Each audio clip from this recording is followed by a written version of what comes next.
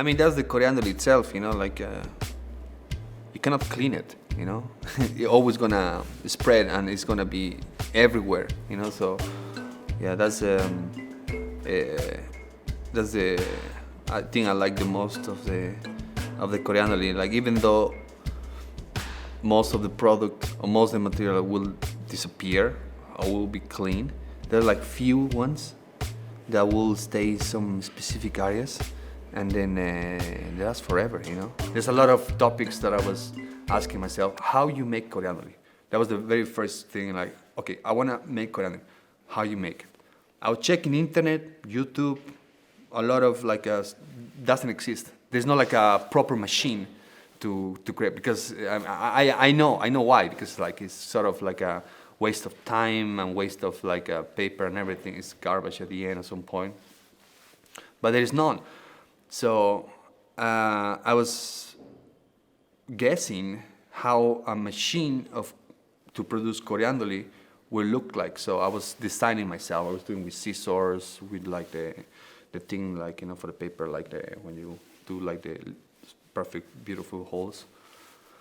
And then I realized this is like so to do coriander, you need three things, you know, like first the thing that cuts the paper. Then you need to have like a gap to put the paper within, but it has to be like this thing, because it has to have some pressure when the thing goes through, and then the whole of the form that you are making.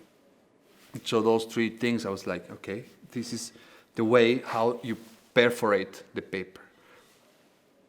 And I found this guy, and then he had all the machines and everything. So like I was like, I'm heaven, finally! Like, and the thing is like, what, like, you know, this, you have sometimes your mind some kind of troubling of thinking how this thing, how that thing. But then I saw him, and then I saw how he's producing. And my mind like just like, you know, I was like, beautiful. Find out myself like, oh yeah, I met God, you know. I was very impressed how, like, in a very remote little town, you know, where you have like I don't know, cows, like a cheese, ham, tomatoes, and then you have a little factory of coriander. It's like only in Italy, you know, like it's like wow. And the guy was super proud. When you see the coriander in South America, is circle. That's the only shape that you see everywhere. In USA, they don't know. Like they don't know the meaning of coriander at all. Like they call it confetti, but they don't use, like there's no carnival anyway. But here, like of course, kind of everything. So you have the shapes, and then you have this cross, and then I was like kind of engaging myself. Why this cross coming? You know, what's this kind of thing? But after I got the machine of the coriander who produce, I realized that it's the shape that comes from what the paper like lasts. So that was like, interesting. So it's like you use the whole product, like the whole paper, the whole thing.